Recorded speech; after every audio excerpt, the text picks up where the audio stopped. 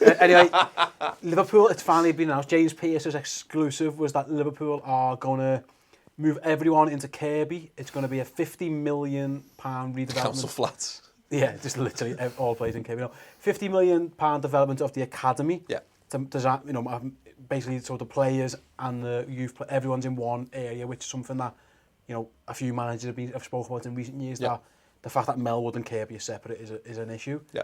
So it looks like Melwood's gone, despite the money that's going to be has been spent on it. You're going to have everyone in Kirkby. I suppose the first question I'd ask you is, to me, this shows that FSA are very all in on Jurgen Klopp, because this is very much they're spending £50 million on something that he wants. It shows that Klopp is their plan A now, and it's all on him, and what he wants goes. Yeah.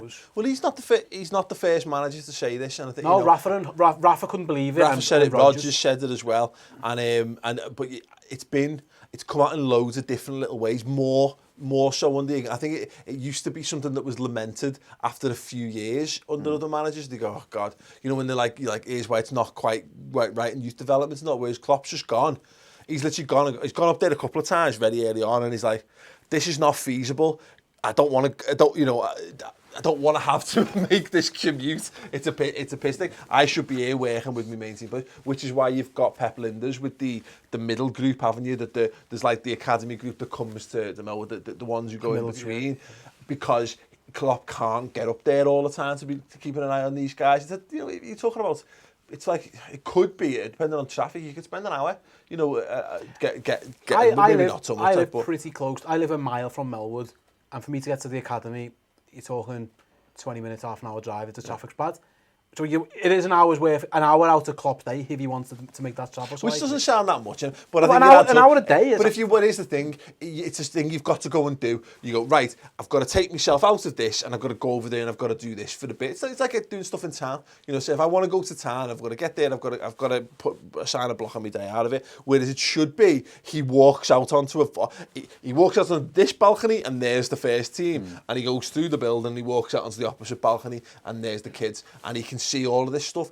He can go, I fancy looking at this, and I don't need to speak to 4 people to arrange my agenda to be able to go down and see it. If someone says, quick, this kid's having an absolute worldie in this game, this 15-year-old, well, he'd have a little jog down the road, wouldn't he? I think it's absolutely brilliant. Same if they were doing some shooting practice or particular pressing training, and they're just like, what are the lads doing, from the under-23s this afternoon? We're doing a pressing kind of movement. Can a few of them come over here and just try it out for half an hour? I interviewed Michael Beale last year. He's gone now, he was doing 23 minutes. I interviewed him and I said, like, what's the frustration? He said, an hour before a training session, he doesn't know any lads he's got because they could be called down to Melwood and he's lost them, which is fine, I get that. And it could still happen if they're all in one building. They could be, what, we need him and him. Yeah. But the fact that you lose them, and then you have to drive to Melwood, and you don't even see your players. He doesn't know what his players are training or see his players in training. It was frustrating. I think of it this way, and I think of it just in terms of like running Redmen as an example. If think about your lunch. If you go out somewhere to have your lunch, you can't impact the business. You're totally shut off from it. Whereas if you're in and around it, you can go and you can do stuff. You can check exactly. He might be having a butty, and he just think, I'll get out for 10 minutes and I'll go and see what the under-13s are up to, and he'll go and have a walk around while he's having a butty and a cup of tea and have a chat with people. He's there, he's a presence, and what a lift that just gives. It's unquantifiable in some regards, but the psychological lift of just, you're there and there's the boss walking past. He could catch a glimpse of you sticking one in the top bin, which would never happen prior to that, because as I say, he's got to go in a block time, and if that game's not happening at that time, you're never going to get seen by the manager, are you? And John, I'll come to you, is that, we often ignore this kind of thing, and we're always focusing on match days and players on the pitch and transfers and stuff, but to be a winning team, you've got to have a winning culture. I'd say, psychology is quite important. It gives you these extra 1% and 2% marginal gains. It's hard to develop a culture across 2 buildings exactly the same, whereas I think if everyone's in one place, you're less likely to step out of line, because if you're a 14-year-old kid and you're a bit of a dickhead, because you can be a dickhead, and you're in the same lunchroom as Coutinho, Lallana and Firmino, you're not going to piss them off.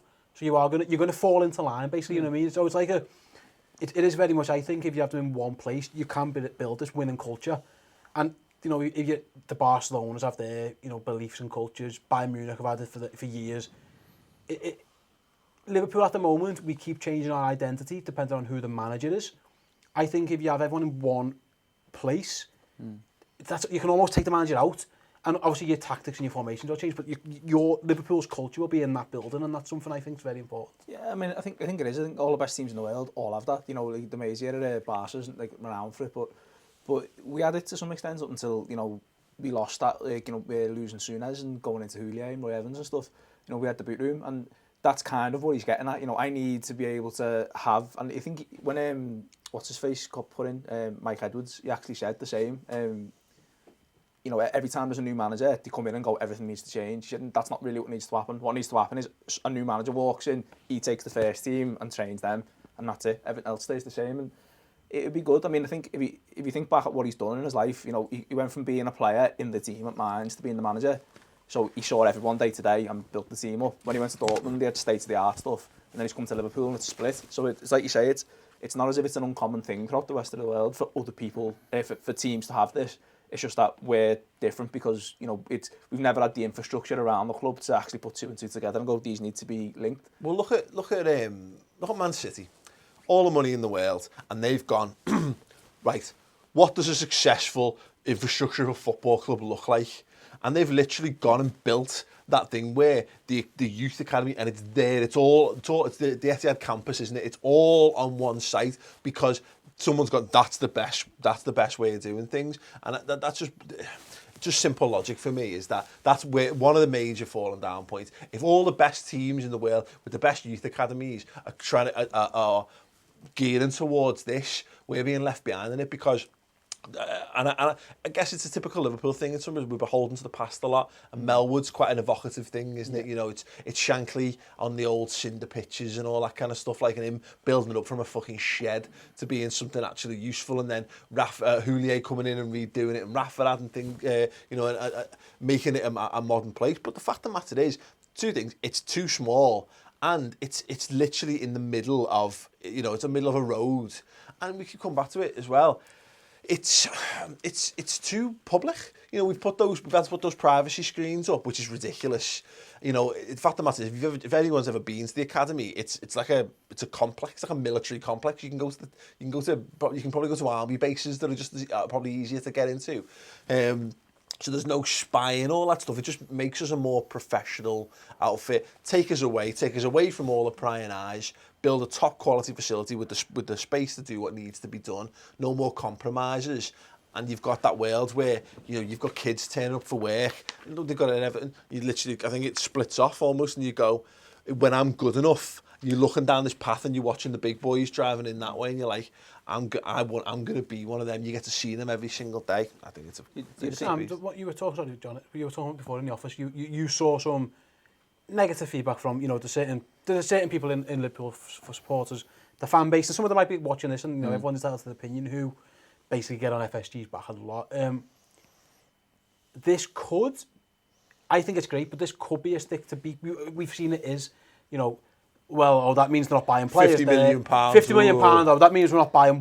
That could be a world-class player, or that could be, whatever. Bit of the Annie Road, but £50 million to completely transform your team for the next 50 years.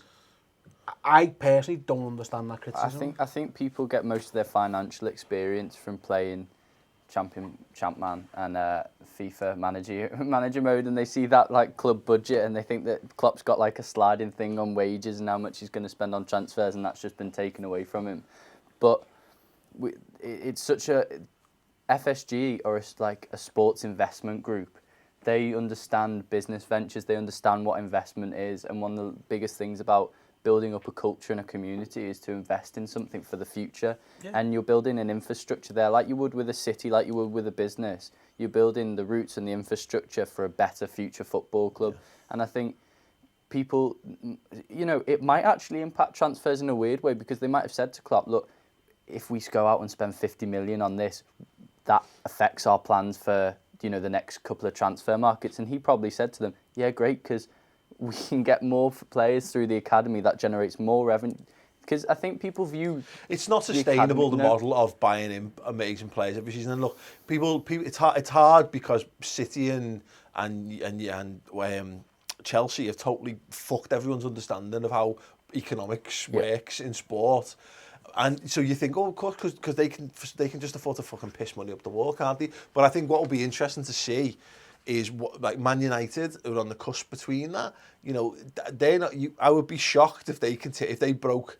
They're not going to break the world transfer record again this summer. No, they are. Well, okay, maybe they will, but they're not going to do it the summer out. Maybe You've got to stop someone. But that can only continue for so long if they're not at the top end pinnacle football. And if we can't guarantee that, then there needs to be we need to fully buy into what we're trying to do, and we can't fully buy into what we're trying to do unless we're creating a system, what we're talking about, where we can get kids in at 10, 11, 12, 13, and they're all on the right pathway. But I do get it. I do get, because at the minute, this summer's transfer spend coming up exists in the phantom zone. Like, no one knows what's really in there, what's really going to come out, and how much anything that's happened before that impacts it. So if I was totally and utterly anti-FSG, I would look at that and go, the spending this, that I would expect a negative and say that'll definitely come out of the transfer budget because they don't like spending money and they don't do this.